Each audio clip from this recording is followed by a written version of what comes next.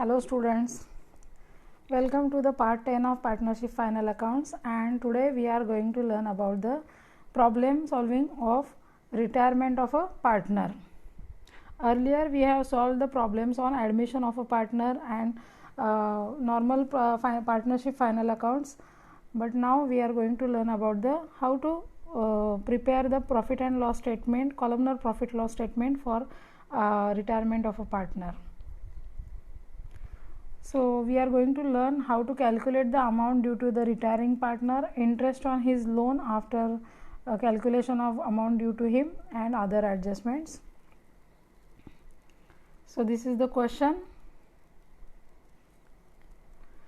So this question is taken from State Publishers S5 BCom Accountancy Financial Management Semester 3 book. So here three partners are there: Dinesh, Amar and Manoj.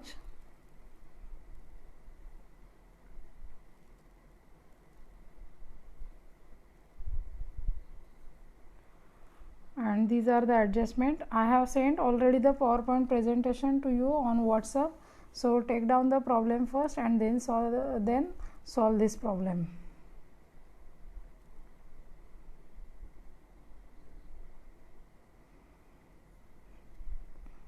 Just a moment.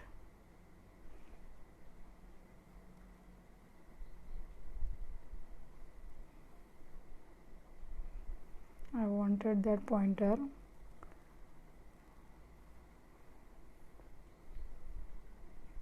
Let us see the question again. So here the partner is retired. Dinesh is retired on 31st December 2016. We can see it here, and other adjustments are given. We will read them one by one and we will see the markings of them. So before solving the problem, we will see the what is the process or what are the steps to solve this problem. So first step, we have to calculate various ratios: time ratio, sales ratio and new PSR. Then we will do the marking into the question, marking for adjustments also. Then we will prepare one by one working note as required. In this problem, trading account is not required. Otherwise, in admission problems, we have prepared the trading account. If required into the question, then we have to do that. Otherwise, if gross profit is given, then there is no need. So directly we can prepare here profit and loss account in columnar form. जसं आपण admission मध्ये columnar form मध्ये profit loss account तयार केलेला होता, तसाच इथं सुद्धा कॉलमनर फॉर्म मध्ये तयार करायचा आहे. आता प्रॉफिट लॉस अकाउंट तयार केल्याच्या नंतर त्याच्यामध्ये ग्रॉस प्रॉफिट डिस्ट्रीब्यूट करून दाखवायचा, इन्कम्स एक्सपेन्सेस सगळे अकॉर्डिंगली दाखवायचे, आणि मग इथून पुढची जी पाचव्या स्टेपपासून जी आहे स्टेप, त्या महत्त्वाच्या स्टेप्स आहेत. आपल्याला पहिल्यांदा प्री रिटायरमेंट कॉलम जो आहे त्या कॉलमचा प्रॉफिट आधी कॅल्क्युलेट करायचा, मग तो प्रॉफिट ॲप्रोप्रिएशन अकाउंटला ट्रान्सफर करायचा. त्यानंतर ॲप्रोप्रिएशन अकाउंटमधला सुद्धा प्री रिटायरमेंटचा कॉलम जो आहे तो क्लोज करायचा. क्लोज करण्यापूर्वी अर्थातच आपल्याला इंटरेस्ट ऑन कॅपिटलची ॲडजस्टमेंट करावी लागते, आणि मग तो क्लोज केल्यानंतर मग तिथला प्रॉफिट, प्री रिटायरमेंटचा प्रॉफिट काढायचा. तो काढल्यानंतर तो प्रॉफिट ट्रान्सफर करायचा कॅपिटल अकाउंटला. जे तीन पार्टनर्स आहेत यामध्ये, दिनेश, अमर आणि मनोज, तिघांना सुद्धा ओल्ड PSR मध्ये ट्रान्सफर करायचा. मग कॅपिटल अकाउंटला जायचं. कॅपिटल अकाउंटमधल्या बाकीच्या ॲडजस्टमेंट ज्या आहेत त्या करून घ्यायच्या, म्हणजे कॅपिटलचा बॅलन्स लिहायचा, ड्रॉइंग्स लिहायचे आणि इंटरेस्ट ऑन कॅपिटल ट्रान्सफर करायचा. हे सगळं केल्याच्या नंतर दिनेशचा अकाउंट जो आहे, म्हणजे जो रिटायरिंग पार्टनर आहे त्याचा अकाउंट जो आहे तो आपल्याला क्लोज करायचा आणि त्याची लोन अमाऊंट जी आहे ती फाइंड आउट करायची. त्यानंतर त्याच्यावरती इंटरेस्ट ऑन लोन जो आहे तो कॅल्क्युलेट करायचा 18% 3 महिन्यांसाठी फॉर पोस्ट रिटायरमेंट पिरियड, आणि तो इंटरेस्ट ऑन लोन जो आहे तो प्रॉफिट लॉस अकाउंटच्या डेबिट साईडला आपल्याला रेकॉर्ड करायचा आहे पोस्ट रिटायरमेंट कॉलममध्ये, राईट. त्यानंतर मग पोस्ट रिटायरमेंट कॉलम जो आहे तो नंतर क्लोज करायचा. आपण 5व्या स्टेपमध्ये फक्त प्री रिटायरमेंट कॉलम क्लोज केला होता. आता इथं 10व्या स्टेपला आपण पोस्ट रिटायरमेंट कॉलम क्लोज करणार, आणि इथून मग पुढच्या ट्रान्सफर एंट्रीज ज्या आहेत त्या पुन्हा रिपीट करायच्या. म्हणजे काय करायचं तर पोस्ट रिटायरमेंटचा प्रॉफिट जो आहे तो ॲप्रोप्रिएशनला ट्रान्सफर करायचा, मग ॲप्रोप्रिएशन अकाउंट क्लोज करायचा, मग तिथं शिल्लक राहिलेला प्रॉफिट जो आहे तो पुन्हा डिस्ट्रीब्यूट करायचा, आता फक्त जे कंटेनिंग पार्टनर्स आहेत त्यांना हा प्रॉफिट डिस्ट्रीब्यूट केला जाईल त्यांच्या न्यू PSR मध्ये, आणि त्यासाठीच न्यू PSR आपण कॅल्क्युलेट करणार. मग हा प्रॉफिट कॅपिटल अकाउंटला ट्रान्सफर करायचा आणि मग उरलेले जे 2 पार्टनर्स आहेत अमर आणि मनोज त्यांचा कॅपिटल अकाउंट क्लोज करायचा आणि नंतर बॅलन्स शीट आपण तयार करायची. बॅलन्स शीट ॲज युजल करायची आपल्याला लायबिलिटीज आणि असेट साईड नेहमी करतो तसंच. आता आपण मार्किंग बघूया. सो ट्रायल बॅलन्स जो दिलेला आहे त्यातलं मार्किंग. बिल्डिंग आहे असेट साईडला, त्याला डिप्रिसिएशनची ॲडजस्टमेंट आहे. मशिनरी फर्निचर असेट साईडला डिप्रिसिएशन वजा करायचं आहे. डेटर्स आहेत, sundry expenses profit loss account debit side. Rent, salaries, advertisement profit loss account debit side. इकडे क्रेडिट बॅलन्सेसमध्ये कॅपिटल आहे दिनेश, अमर, मनोज, ते लायबिलिटीज साईडला आपण नंतर दाखवणार, पण आधी कॅपिटल अकाउंटचा जो बॅलन्स आहे त्या बॅलन्समध्ये आपल्याला लिहायच्यात ह्या अमाऊंट्स. नंतर RDD हा ओल्ड RDD आहे 90,000 रुपये.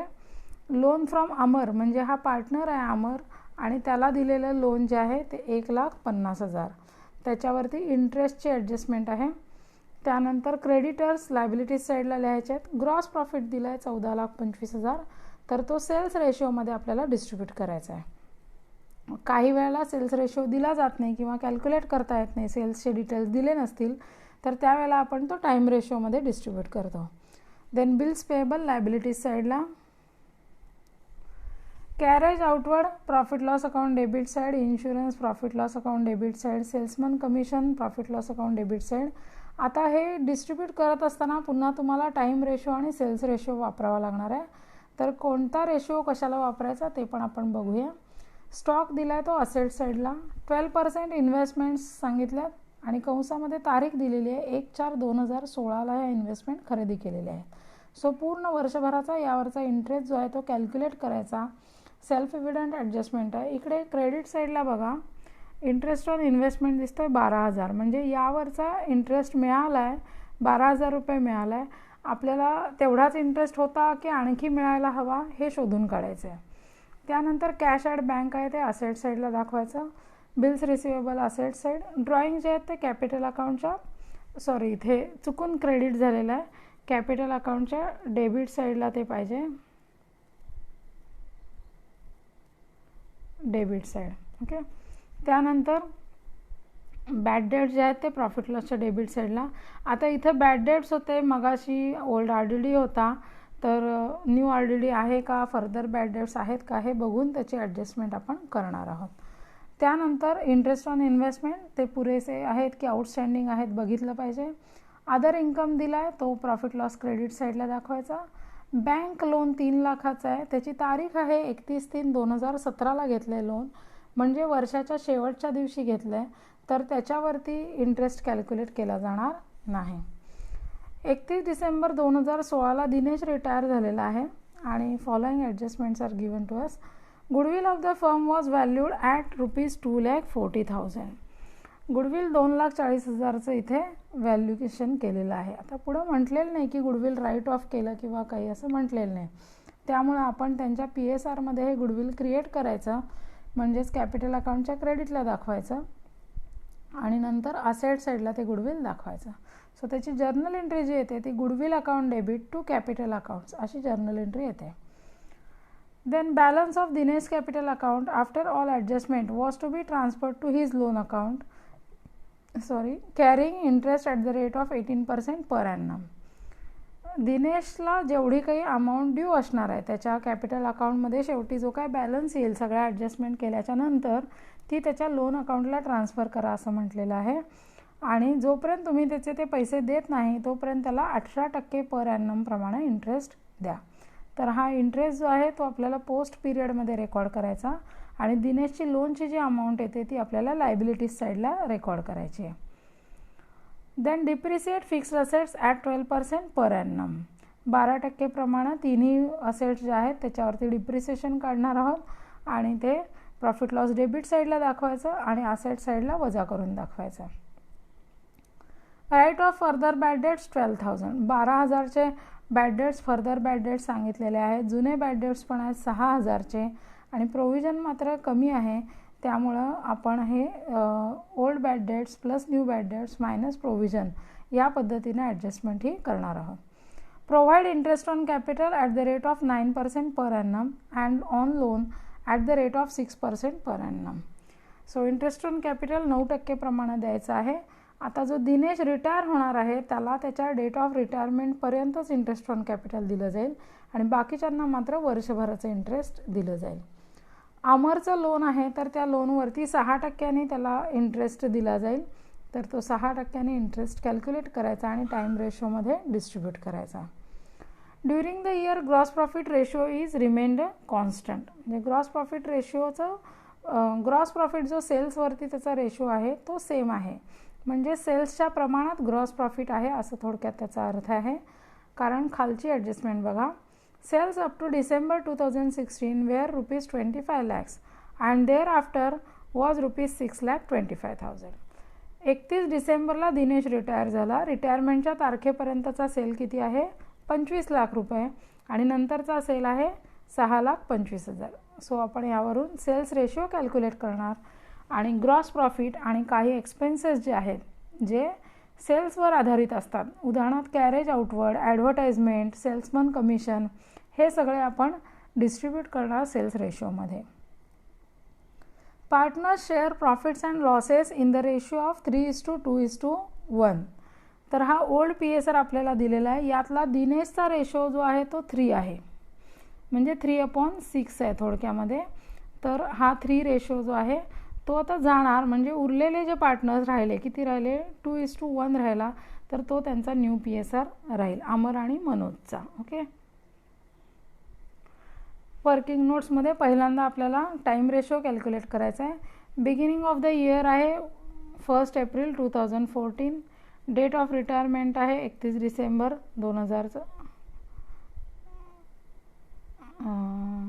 Yes. And end of the year आहे 31 मार्च 2015. ओके. सो 9 महिने हे जे आहेत हे प्री रिटायरमेंटचे आहेत आणि 3 महिने जे आहेत ते पोस्ट रिटायरमेंटचे. सो रेशो येईल त्याचा 3:1. त्यानंतर सेल्स रेशो कॅल्क्युलेट करायचा. प्री रिटायरमेंट सेल्स दिला आपल्याला 25 lakhs दिला आहे आणि पोस्ट रिटायरमेंटचा सेल्स दिला आहे 6,25,000. सो 4:1 असा त्याचा रेशो येईल. याच्यावरचे शून्य काढून टाका. 3 शून्य इकडे जातील, इकडचे 3 शून्य जातील आणि 25नी त्याला भाग घालवायचा. सो 25नी भाग घालवल्याच्या नंतर आपला 4:1 असा रेशो येईल. नंतर न्यू PSR कसा कॅल्क्युलेट करायचा बघा. ओल्ड PSR आपल्याला दिलेला आहे. दिनेशचा 3, अमरचा 2 आणि मनोजचा 1 दिलेला आहे. त्यानंतर दिनेश रिटायर झाला आणि दिनेशचा यातला रेशो गेला आणि तो रेशो या दोघांना मिळतो आणि तो कशाच्या प्रमाणात मिळतो? तर त्यांच्या ओल्ड PSRच्या प्रमाणातच मिळतो. म्हणून थोडक्यात त्यांचा ओल्ड PSR आहे तसा इथे कंटिन्यू राहतो. समजा जर नवीन PSR चेंज झाला असेल आणि क्वेश्चनमध्ये तो दिला असेल तर तो रेशो आपण इथे न्यू PSR म्हणून घ्यायचा. तसं दिलं नसेल तर या पद्धतीने कॅल्क्युलेशन करायचं की यातला D म्हणजे जो दिनेशचा रेशो काढून टाकायचा आणि उरलेल्यांचा PSR आहे तसा घ्यायचा. आता हा 2:1चा अर्थ काय आहे? 2/3 आणि 1/3 असा अर्थ आहे. मगाशी कसा होता? 3/6, 2/6 आणि 1/6 होता. या तिघांची बेरीज केली तर ती 6 येते आणि आता दोघांची बेरीज केली तर 3 येते. म्हणून 2/3 आणि 1/3. न्यू PSR आपल्याला वापरायचा आहे केव्हा? तर जो पोस्ट रिटायरमेंटचा आपण प्रॉफिट काढणार तो डिस्ट्रीब्यूट करण्यासाठी आपल्याला न्यू PSR पाहिजे. ज्या वेळेला गुडविलचा शेअर फक्त पार्टनरचा एका दिला जातो, रिटायरिंग पार्टनरचा, त्यावेळेला गेन रेशो आपल्याला गरज पडते. पण इथं गेन रेशोची गरज नाही आहे कारण सगळंच गुडविल आपल्याला क्रिएट करायचं आहे. गुडविल 2,40,000चं क्रिएट करायचं आहे. सो 3:2:1 या रेशोमध्ये ते क्रिएट केलं जाईल. सो गुडविल येईल म्हणजे 2,40,000 गुणिले 3/6 असं कॅल्क्युलेशन करायचं म्हणजे 1,20,000 मिळतील. त्यानंतर अमरसाठी 2,40,000 गुणिले 2/6 म्हणजे 80,000. इथं मनोजसाठी 2,40,000 into 1/6 is equal to 40,000 answer येईल. तर हे गुडविलची एंट्री काय करायची आहे? Goodwill account debit to Dinesh capital account, to Amar's capital account, to Manoj capital account आणि या अमाऊंट लिहायच्या. या सगळ्या कुठे येणार त्याचं लेजर अकाउंटिंगमध्ये? तर कॅपिटल अकाउंटच्या क्रेडिट साईडला आपण रेकॉर्ड करणार. नेक्स्ट एक्सपेन्सेस टाईम रेशोवरती कुठले कुठले अलोकेट होतील बघा. Sundry expenses, rent, salaries, insurance, depreciation आणि इंटरेस्ट ऑन बँक लोन. त्यानंतर सेल्स रेशोवरती आपल्याला डिस्ट्रीब्यूट करायचं आहे ॲडव्हर्टाइजमेंट, कॅरेज आउटवर्ड, कमिशन आणि बॅड डेट्स. यामध्ये इन्कमसुद्धा आहेत. अदर इन्कम जो आहे तो आपल्याला टाईम रेशोमध्ये कॅल्क्युलेट करायचा आहे, डिस्ट्रीब्यूट करायचा आहे. आणि इंटरेस्ट ऑन इन्व्हेस्टमेंट बघूया त्याचं कॅल्क्युलेशन. इन्व्हेस्टमेंटची परचेसची तारीख आपल्याला दिलेली आहे 1 एप्रिल 2016. 16 चुकून झालेलं असावं इथे, 1 एप्रिल 2014 असायला पाहिजे. क्वेश्चननुसार बघा तारीख जरासं. आता किती इंटरेस्ट येतो आहे बघा. जे पीरियड आहे, प्री रिटायरमेंट पीरियड 9 महिने आहेत आणि ह्या 9 महिन्यांचा इंटरेस्ट येईल इथे 18,000 रुपये 9 महिन्यांचा इंटरेस्ट येईल. आणि पुढचे 3 महिने आहेत, 3 महिन्यांचा इंटरेस्ट येईल 6,000. म्हणजे टोटल इंटरेस्ट किती झाला 24,000. तुम्ही डायरेक्टली सुद्धा इंटरेस्ट काढू शकता. 2 लाख गुणिले 12% केलं की 24,000 येईल. आणि 24,000ला जर आपण टाईम रेशोमध्ये डिस्ट्रीब्यूट केलं 3:1 तर ते 18,000 आणि 6,000च येईल. आता या 24,000पैकी तुम्हाला पैसे मिळालेत किती, तर 12,000 रुपये मिळाले. ट्रायल बॅलन्समध्ये दिलेलं आहे इंटरेस्ट ऑन इन्व्हेस्टमेंट. म्हणजेच 12,000 रुपये मिळायचे आहेत इंटरेस्ट रिसिवेबल किंवा त्याला आउटस्टँडिंग इंटरेस्ट असं म्हटलं जाईल. तर हा आउटस्टँडिंग इंटरेस्ट जो आहे हा आपल्याला दाखवायचा आहे इन्कम म्हणून, म्हणजेच क्रेडिट साईडला दाखवायचा प्रॉफिट लॉसच्या आणि असेट साईडला दाखवायचा आहे आपल्याला. त्यानंतर बँक लोनचा इंटरेस्ट कॅल्क्युलेट करण्याची गरज नाही कारण ती इयर एंडिंगची डेट आहे. Interest on Amar loan calculate केला आहे. 6% दर दिलेला आहे. जर दर दिलेला नसेल आपल्याला क्वेश्चनमध्ये तरीसुद्धा तो 6% घेतला जातो. 1,50,000 इंटू 6% इज इक्वल टू 9,000 आणि 9,000ला डिस्ट्रीब्यूट करायचं 3:1 सो प्री पिरियडचा इंटरेस्ट येईल 6,750 आणि पोस्ट पिरियडचा इंटरेस्ट येईल 2,250. पुढे डिप्रिसिएशनचं कॅल्क्युलेशन आहे. It is very much usual for you. 12% on each asset. So for building on 9 lakh 12% it becomes 1,08,000 and it is distributed into the time ratio 3:1. So it comes for pre-period 81,000, post-period 27,000. Machinery 6 lakh into 12% is equal to 72,000 the whole year depreciation, and for pre-retirement period we will get 54,000. For post-retirement period it is 18,000. Then for furniture 45,000 into 12%. So the total depreciation is 5,400 and when distributed into pre and post, for pre period it is 4,050 and for post period 1,350. आता आपण ह्या ज्या वेगवेगळ्या adjustment केलेल्या आहेत तर त्या सगळ्या अमाऊंट ज्या आहेत त्या आपल्याला प्रॉफिट लॉस अकाउंटमध्ये रेकॉर्ड करायच्यात आधी आणि गरजेनुसार बॅलन्स शीटमध्ये रेकॉर्ड करायच्या आहेत. आता प्रॉफिट लॉस अकाउंट बघूया आपण. सगळ्यात पहिल्यांदा काम काय करायचं तर ग्रॉस प्रॉफिट डिस्ट्रीब्यूट करून घ्यायचा. इथे बघा ग्रॉस प्रॉफिट डिस्ट्रीब्यूट केला आहे सेल्स रेशिओमध्ये. कंसामध्ये बेसिस लिहिलेलं आहे. तुम्ही इथे स्वतंत्र कॉलमसुद्धा काढू शकता आणि कॉलममध्ये पण बेसिस लिहू शकता. नुसतं तुम्ही SR लिहिलं तरी चालेल किंवा सेल्स रेशो आहे 4:1 आहे सेल्स रेशो तर तो आकडासुद्धा लिहिला तरी चालेल. सो ग्रॉस प्रॉफिट जो दिलेला ग्रॉस प्रॉफिट आहे त्याला डिस्ट्रीब्यूट करून अमाऊंट्स आल्या आहेत 11,40,000 आणि 2,85,000. याच्यानंतर डेबिट साईडचं जे रेकॉर्डिंग केलं आहे ज्याला PLD असं आपण मार्किंग केलं आहे त्या सगळ्या गोष्टी इकडे रेकॉर्ड करून घ्या. तुम्ही स्वतः हे कॅल्क्युलेशन करा प्रत्येकाचं. टाईम रेशोमध्ये जे लिहिलेलं आहे तो सगळा 3:1 तुम्हाला डिस्ट्रीब्यूट करायचा आहे. 3:1. 3:1 इज द टाईम रेशो आणि सेल्स रेशो जो आहे तो सेल्स रेशो आहे 4:1. सो हा टाईम रेशोमध्ये सगळे आपल्याला डिस्ट्रीब्युशन करायचं आहे. सो सन्ड्री एक्सपेन्सेस प्री आणि पोस्टमध्ये केलं आहे. रेंट 1,08,36,000. सॅलरीज 2,19,750. 73,250. इन्शुरन्स 6,750. 2,250. डिप्रिसिएशन आपण ऑलरेडी सगळं कॅल्क्युलेशन केलं आहे मगाच्या स्लाईडमध्ये होता तर त्याप्रमाणे डिप्रिसिएशनच्या अमाऊंट्स लिहिलेल्या आहेत. Then interest on Amar loan पण आपण वर्किंग नोटनुसार कॅल्क्युलेट केलं होतं. तर टाईम रेशोचे सगळे आयटम्स मी एकत्र लिहिलेले आहेत. तसे एकत्र लिहिले पाहिजेतच असं नाही आहे, क्रम बदलू शकतो आपण. त्यानंतर टू ॲडव्हर्टाइजमेंट सेल्स रेशोमध्ये डिस्ट्रीब्युशन केलेलं आहे 50,000 आणि 12,500. Carriage outward 18,000 4,500. Salesman commission again in sales ratio 1,20,000 30,000. R D डीची वर्किंग नोट तयार केली आहे. आर डी डीमध्ये त्या वर्किंग नोटनुसार करायचं आहे आपल्याला. पुढे वर्किंग नोट असेल बघूया. Just a moment.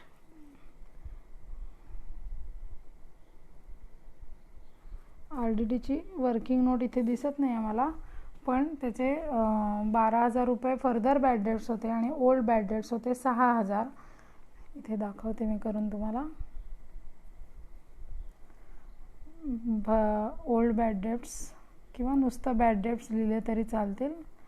Bad debts 6,000 plus further bad debts 12,000 आणि या सगळ्यापेक्षा प्रोव्हिजन जी आहे ती कमी आहे या 18,000पेक्षा, म्हणून ते ओल्ड आर डी डी यातून वजा करायचा. ओल्ड आर डी डी 9,000 वजा केला, सो शिल्लक राहिले 9,000.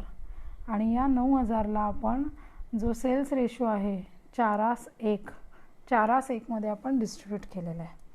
सो या पद्धतीनं आर डी डीचं कॅल्क्युलेशन येईल आणि 7,200 प्री रिटायरमेंट पिरियड आणि 1,800 पोस्ट रिटायरमेंट पिरियडमध्ये आपल्याला लिहायचं आहे. आता हे सगळं केल्याच्या नंतर जस्ट अ मोमेंट, अजून आपल्याला आणखीन एक काम करायचं आहे, ते म्हणजे इंटरेस्ट ऑन इन्व्हेस्टमेंट रेकॉर्ड करायचा आहे. आता हा जो मी 18,000 आणि 16,000 लिहिला आहे याच्यामध्ये आउटस्टँडिंगची अमाऊंट ही ऑलरेडी इन्क्लुडेड आहे. त्याच्या सकट लिहिलेलं आहे. पूर्ण 24,000चा इंटरेस्ट डिस्ट्रीब्यूट करून लिहिलेला आहे. आणि आउटस्टँडिंगच्या अमाऊंटचा सेकंड इफेक्ट आपण देणार आहे असेट साईडला देणार आहोत. त्यानंतर अदर इन्कम जो आहे, अदर इन्कमला टाईम रेशो डिस्ट्रीब्यूट केलं 10,800 अँड 3,600. आता आपल्याला हा जो प्री रिटायरमेंटचा कॉलम आहे ह्याची क्रेडिट साईड आधी आपण क्लोज करूया. त्याची बेरीज येते 11,68,800. ही बेरीज इकडे लिहून घ्या, या बाजूला लिहून घ्या डेबिट साईडला 11,68,800. यातून तुम्हाला यावरच्या सगळ्या प्री रिटायरमेंटच्या अमाऊंट सगळ्या वजा करायच्या आहेत.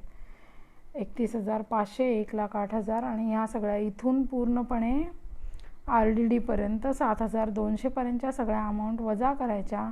And then you will get the net profit of 4,61,800. Okay. आता आपण पोस्ट रिटायरमेंटचा कॉलम जो आहे तो एवढ्यात क्लोज करणार नाही. पहिल्यांदा आपण हा प्रॉफिट डिस्ट्रीब्यूट करणार, पुढे ॲप्रोप्रिएशनला पाठवणार, तिथून तो डिस्ट्रीब्यूट होईल, मग कॅपिटल अकाउंट करायचा, मग दिनेशचा लोन अकाउंट काढायचा आणि पुन्हा इकडे यायचं. सो ही जी आत्ता आलेली आहे ही आत्ता आपली 5वी स्टेप आपण जी बघितली होती स्लाईडमध्ये सुरुवातीला, त्या 5व्या स्टेपला आता आपण आलो आहे. प्री रिटायरमेंटचा प्रॉफिट आपण इथे काढलेला आहे. आता हा प्री रिटायरमेंटचा प्रॉफिट आपण ॲप्रोप्रिएशनला ट्रान्सफर करूया. ॲप्रोप्रिएशनला ट्रान्सफर करायचंच आहे. त्याच्या आधी इंटरेस्ट ऑन कॅपिटलची वर्किंग नोट तयार केलेली आहे. दिनेशचं कॅपिटल आहे 3,20,000. त्याच्यावरती 9% दराने 9 महिन्यांचा इंटरेस्ट आपल्याला हवा आहे.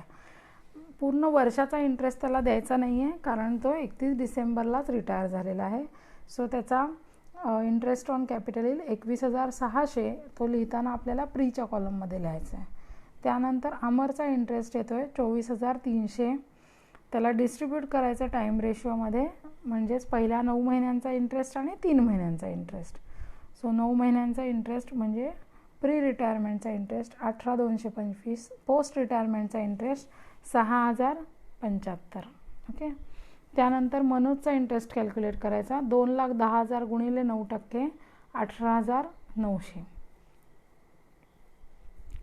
18,900ला 3/1 डिस्ट्रीब्यूट करायचा, म्हणजेच 9 महिने आणि 3 महिने.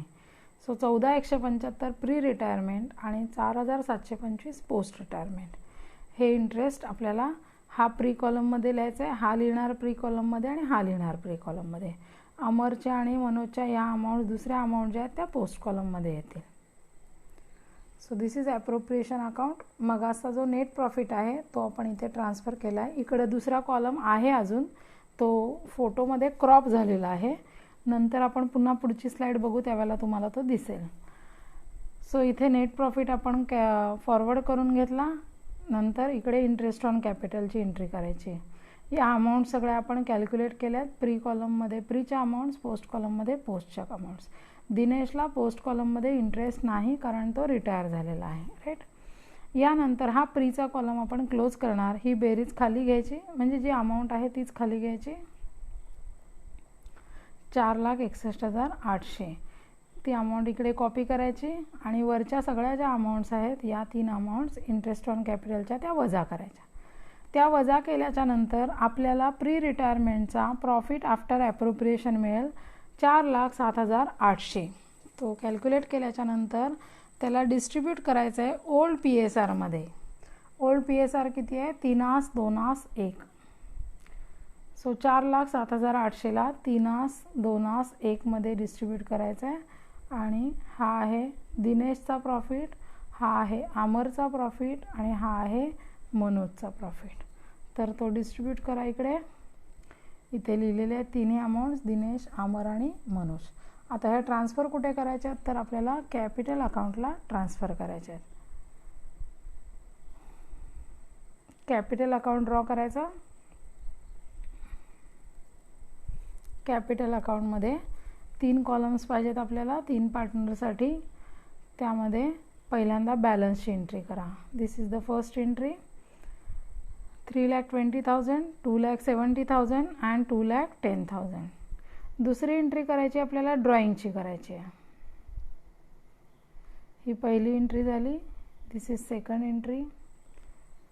ड्रॉइंग जे आहे तसं लिहून घ्यायचं आहे. तिसरी एंट्री आपल्याला गुडविलची करायची आहे. गुडविलचं सुद्धा आपण कॅल्क्युलेशन लिहिलेलं होतं. त्याप्रमाणे 1,20,000, 80,000 आणि 40,000 तिघांना गुडविल डिस्ट्रीब्यूट करायचं. चौथी एंट्री इंटरेस्ट ऑन कॅपिटलची करा. इंटरेस्ट ऑन कॅपिटल आपण सगळ्याच्या सगळं इंटरेस्ट ऑन कॅपिटल लिहिणार आहोत. तिथं प्री आणि पोस्ट या दोन्हीची जी काही बेरीज आहे ती सगळी लिहिणार. ती आपण कॅल्क्युलेट केलेली होती. या स्लाईडमध्ये पुन्हा एकदा दाखवते. See here. दिनेशचा इंटरेस्ट ऑन कॅपिटल आहे 21,600, अमरचा आहे 24,300 आणि मनोजचा आहे 18,900. या 3 अमाऊंट्स आपण कॅपिटल अकाउंटच्या क्रेडिट साईडला लिहिलेल्या आहेत. सो इंटरेस्ट ऑन कॅपिटल झालं. आता पुढची स्टेप जी करायची आपल्याला ती म्हणजे दिनेशच्या कॉलमची बेरीज करायची. So this is the 5th step here. So दिनेशच्या कॉलमची बेरीज येते 6,65,000. सॉरी, आपण त्याच्यापूर्वी नेट प्रॉफिट ट्रान्सफर करून घ्यायला पाहिजे. प्री रिटायरमेंटचा जो नेट प्रॉफिट आहे that is the 5th step. तर तो प्रॉफिट ट्रान्सफर करून घ्या इकडे तिघांचा सुद्धा. आपण पोस्ट रिटायरमेंटचा प्रॉफिट अजून काढलेला नाही आहे, तो नंतर काढायचा आणि नंतर इथे खाली ट्रान्सफर केला जाईल. सो दिनेशची बेरीज करायची आता येईल ती 6,65,500. ही 6वी स्टेप झाली. त्यानंतर तो इकडे अमाऊंट टोटल लिहून घ्या ती आणि मग दिनेशचा बॅलन्स काढायचा. 6,65,500मधून ही ड्रॉइंगची अमाऊंट वजा करा की आपल्याला इथे दिनेश लोन अकाउंट मिळेल 6,33,000. So this is your 7th step. So 7 step आपण कॅपिटल अकाउंटमधल्या कंप्लीट केलेल्या आहेत. पुढच्या स्टेप ज्या आहेत अमर आणि मनोजच्या त्या स्टेप्स आपण नंतर करणार. आता दिनेशला किती अमाऊंट ड्यू आहे ती आपल्याला कळली की दिनेशला सगळ्या ॲडजस्टमेंट झाल्यानंतर 6,33,000 रुपये द्यायला हवेत. त्याचा बॅलन्स किती होता बघा सुरुवातीला 3,20,000 रुपये. त्यानंतर जे काय असेट्स वगैरे आहे ते रिव्हॅल्यू करून त्यांनी गुडविल काढलं आणि ते आलं 1,20,000 त्याचा शेअर आला. तर त्याचे 1,20,000 त्याला मिळतील. इंटरेस्ट ऑन कॅपिटल मिळेल. प्रॉफिटमधला जोपर्यंत तो रिटायर होतोय तोपर्यंतचा जो काही प्रॉफिट होता त्याचा शेअर त्याला मिळाला 2,03,900. त्याचं ड्रॉइंग त्यातून वजा केलं 32,500 आणि फायनली त्याला अमाऊंट ड्यू झालेली आहे 6,33,000. तर ही जी पार्टनरशिप फर्म आहे यांनी त्याला 6,33,000 रुपये द्यायला हवेत. आता हे 6,33,000 जोपर्यंत देत नाही तोपर्यंत तुम्ही त्याला इंटरेस्ट द्यायला पाहिजे. आता क्वेश्चनमध्ये आपल्याला सांगितलं आहे लोन अकाउंटला ट्रान्सफर करा आणि इंटरेस्ट द्या. मग आपण हे फायनल अकाउंट्स तयार करतो आहे, आपण 31 मार्चचे करतो आहे, म्हणजे पुढच्या 3 महिन्याचा इंटरेस्ट त्याला द्यायला पाहिजे. ही अमाऊंट कॅल्क्युलेट केली आहे आपण 31 डिसेंबरला कॅल्क्युलेट केली आहे.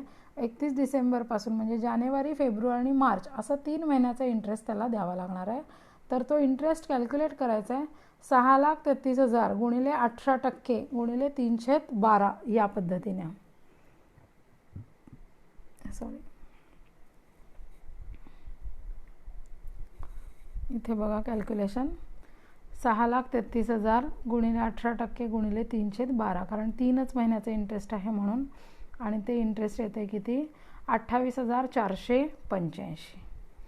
सो आता पोस्ट रिटायरमेंट कॉलममधले सगळे एक्सपेन्सेस कंप्लीट झाले. हा एक एक्सपेन्स पेंडिंग होता आणि त्याच्यासाठी आपण पोस्ट रिटायरमेंट कॉलम क्लोज केलेला नव्हता.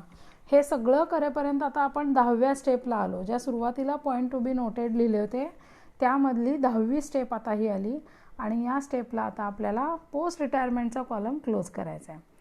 पोस्ट रिटायरमेंटच्या क्रेडिट साईडला बघा GP दिसतोय, gross profit 2,85,000, interest on investment 6,000 आणि अदर इन्कम आहे 3,600. त्यांची बेरीज करायची, बेरीज येते 2,94,600.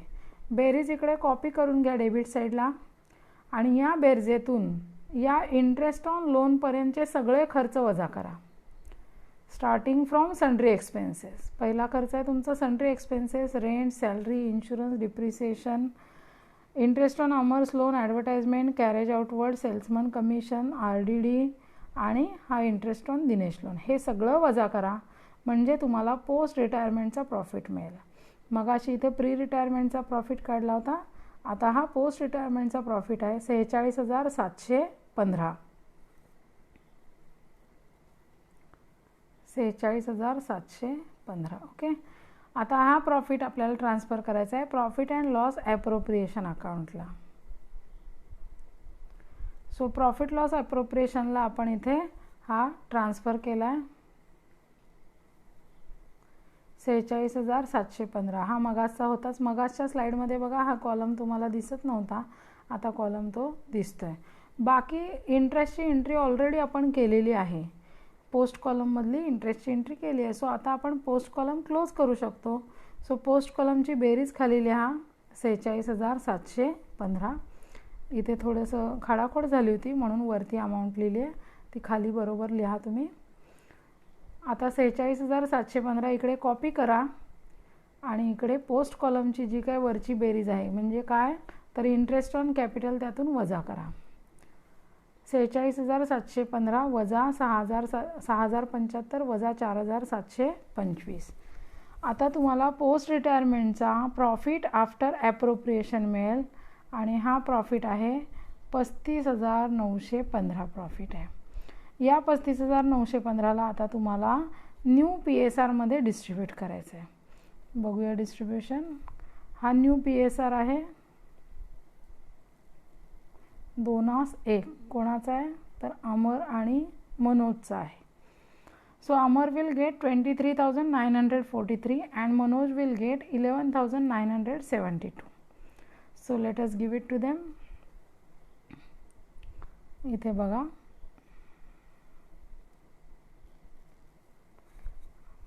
अमरला दिलेले आहेत 23,943 आणि मनोजला दिलेले आहेत 11,972. आता हे कुठे ट्रान्सफर करायचं, या दोन अमाऊंट्स राहिलेत. या मगाच्या अमाऊंट्स आपण ऑलरेडी ट्रान्सफर केल्यात कॅपिटल अकाउंटला. आता यासुद्धा दोन अमाऊंट्स आपण ट्रान्सफर करू कॅपिटल अकाउंटला. So again we have come to the capital account. इथंपर्यंतच्या सगळ्या एंट्रीज आपल्या ऑलरेडी झालेल्या आहेत. बॅलन्स लिहून झाला आहे, गुडविल लिहून झालेला आहे, इंटरेस्ट ऑन कॅपिटल झालेला आहे, प्री नेट प्रॉफिट आहे तो झाला आहे, ड्रॉइंग्स लिहून झालेला आहे, दिनेश लोन अकाउंट लिहून झाला आहे. सो आता आपण एचा कॉलम क्लोज करूया. एच्या क्रेडिटची बेरीज करा 2,70,000 अधिक 80,000 प्लस 24,300 प्लस 1,35,933 आणि हा आताचा नेट प्रॉफिट घ्या 23,943. So it's total will come at 5,34,176. He total इकडे ट्रान्सफर करून घ्या. या बाजूला, आणि या टोटलमधनं ड्रॉइंगची अमाऊंट जी आहे ती वजा करा. ड्रॉइंग वजा केल्याच्या नंतर ही ड्रॉइंगची अमाऊंट वजा करा. आपल्याला इथे बॅलन्स मिळणार आहे, अमरचा बॅलन्स मिळतो आहे 4,90,676 रुपये. याच पद्धतीनं मनोजचा पण अकाउंट क्लोज करूया.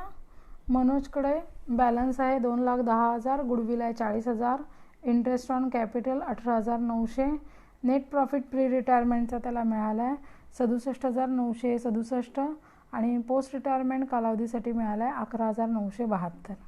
सो बेरीज करा दोन्हीची आणि बेरीज येते 3,48,439, राईट. खालची लाईन जी आहे ती रॉंग लाईन आहे. खालची लाईन तुम्ही फॉलो करू नका, वरची लाईन फॉलो करा. ओके. सो 3,48,839 रुपये त्याची बेरीज येते. तर ती बेरीज इकडे घ्या आणि त्यातून तुम्ही वजाबाकी करा. कशाची? तर ड्रॉइंगची अमाऊंट जी आहे ती वजा करायची. ड्रॉइंगची अमाऊंट आहे 28,000, ती वजा करा यातून आणि तुम्हाला बॅलन्स मिळेल 3,20,839चा बॅलन्स तुम्हाला इथे मिळेल. सो इथे आता जे दोन कंटिन्यूइंग पार्टनर्स राहिलेले आहेत, अमर आणि मनोज, त्यांचा बॅलन्स जो आहे तो बॅलन्स फक्त आपल्याला बॅलन्स शीटला लिहायचा आहे. आणि दिनेशचा बॅलन्स होता तो लोन अकाउंट म्हणून लिहायचा आहे. दिनेश हा आता पार्टनर राहिलेला नाही आहे, त्यामुळे ती अमाऊंट कॅपिटलला न येता लोन अकाउंटला येईल. ओके. आणि अमर हे मनोज हे दोनच पार्टनर्स आता उरलेले आहेत. सो त्या दोघांचं कॅपिटल अकाउंट तिकडे बॅलन्स शीटमध्ये दिसेल. सो आता आपण बॅलन्स शीट तयार करूया. आता या स्टेजला काही वेळेला काय केलं जातं की हे पार्टनर जे आहेत, कंटिन्यूइंग पार्टनर जे आहेत, ते स्वतःचं कॅपिटल ॲडजस्ट करतात. मग कदाचित ते इक्वली कॅपिटल असेल, दोघांचं 5-5 लाख मिळून 10 लाख कॅपिटल होईल, किंवा त्यांचा PSR आहे 2:1, तर 2:1 कॅपिटल दोघांचं त्या प्रमाणात करा असं सांगतील. एकूण कॅपिटल देतील, समजा 10 लाख कॅपिटल दिलं आणि 10 लाखाला 2:1 त्यांचं कॅपिटल रिअरेंज करायला सांगितलं, तर त्या पद्धतीनं नवीन कॅपिटल अकाउंट आपल्याला काढावा लागतो दुसरा आणि त्यात ती ॲडजस्टमेंट करावी लागते. या क्वेश्चनमध्ये तसं काही दिलेलं नाही आहे. So let us prepare the balance sheet. So balance शीटमध्ये ह्या दोघांचे राहिलेत कॅपिटल अकाउंट, ते आपण लिहूया कंटिन्यूइंग पार्टनर्सचे. आणि दोघांची बेरीज येते 8,11,515. लोन फ्रॉम अमर जे अगोदरचंच लोन होतं पार्टनरचं 1,50,000 आणि त्याच्यावरचा इंटरेस्ट आपण कॅल्क्युलेट केला होता 9,000 रुपये. आपण प्री आणि पोस्टमध्ये लिहिला होता, त्याची जी टोटल अमाऊंट आहे ती इथे लिहायची. बॅलन्स शीटमध्ये लक्षात घ्या प्री आणि पोस्ट काहीही करायचं नाही, कारण बॅलन्स शीटच्या वर लिहिलेलं असतं बॅलन्स शीट ॲज ऑन, ती त्या दिवसाची बॅलन्स शीट आहे, ती काही प्री आणि पोस्ट कॉलममध्ये केली जात नाही. सो अमरचं लोन आता टोटल झालं किती? 1,59,000 रुपये. बँक लोन दिलेलं आहे 3 लाख रुपये, ते आहेत असं येईल. दिनेश लोन आपण बॅलन्स बघितला होता 6,33,000 आणि त्याच्यावरचा 3 महिन्यांचा इंटरेस्ट येतो आहे 28,485. सो टोटल आता अमाऊंट लोन दिनेशला द्यायला पाहिजे ती आहे 6,61,485. Then creditors as it is, bills payable also as it is amount, take down from the trial balance. Now here first of all we will write down the goodwill. पहिल्यांदा सगळ्यात जी most permanent asset म्हणतात ती लिहिली जाते. Intangible asset goodwill most permanent आहे तर ती लिहायची. त्यानंतर बिल्डिंग मशिनरी आणि फर्निचर या तिन्हीचं डिप्रिसिएशन लिहायचं, डिप्रिसिएशन वजा करायचं आणि आउटर कॉलममध्ये त्याची जी WDV येते ती लिहायची. सो बिल्डिंगची WDV आली आहे 7,92,000. त्यानंतर मशिनरीची WDV आली आहे 5,88,000. फर्निचरची WDV आहे 39,600. Next R 12% investments. 2 लाखाचे इन्व्हेस्टमेंट्स लिहिलेले आहेत. त्याच्यावरचा इंटरेस्ट आपण खाली लिहिणार आहोत, जो इंटरेस्ट रिसिवेबल आहे तो खाली लिहायचा आहे. त्यानंतर डेटर्स आहेत. डेटर्समध्ये 1,62,000 रुपयाचे डेटर्स आहेत आणि त्यावर फर्दर बॅड डेट्स आपल्याला सांगितले होते ॲडजस्टमेंटमध्ये 12,000, ते वजा करायचे आणि नेट डेटर्स तुमचे आले 1,50,000. Then we will record the closing stock, bills receivable, cash at bank. These assets are given. Closing stock तुम्हाला दिलेला आहे ॲडजस्टमेंटमध्ये bills receivable and cash at bank तुम्हाला ट्रायल बॅलन्समध्ये दिले, तिथं आपण मार्किंग केलेलं होतं. Then outstanding interest on investment 12,000 रुपयाचं आहे. वर्किंग नोट आपण तयार केलेली होती. सो या पद्धतीनं बॅलन्स शीट सगळी तुमची टॅली होते 21,74,600ला, राईट. सो हे तुम्ही जेव्हा व्हिडिओ बघणार, व्हिडिओ बघितल्याच्या नंतर पुन्हा एकदा तुम्ही सुरुवातीच्या स्लाईडला जा आणि तिथं ज्या स्टेप्स लिहिल्या होत्या त्या स्टेप्स पुन्हा एकदा वाचा आणि त्या स्टेप्स परत फॉलो करा आणि मग प्रॉब्लेम वहीमध्ये तुम्ही सोडवा, राईट. आणि वहीमध्ये प्रॉब्लेम सोडवल्याच्या नंतरसुद्धा जर काही शंका आल्या असतील तर त्या शंका मला नक्की विचारा. व्हॉट्सअपवरती मेसेज करा, चालेल. फोन माझा लागणार नाही, पण व्हॉट्सअपवर मेसेज जरूर करा. त्याचबरोबर तुमचे जे प्रिव्हियस लेक्चर्स आहेत यूट्यूबवरती सगळे पार्ट्स टाकलेले आहेत 1 ते 9, ते सगळे बघा.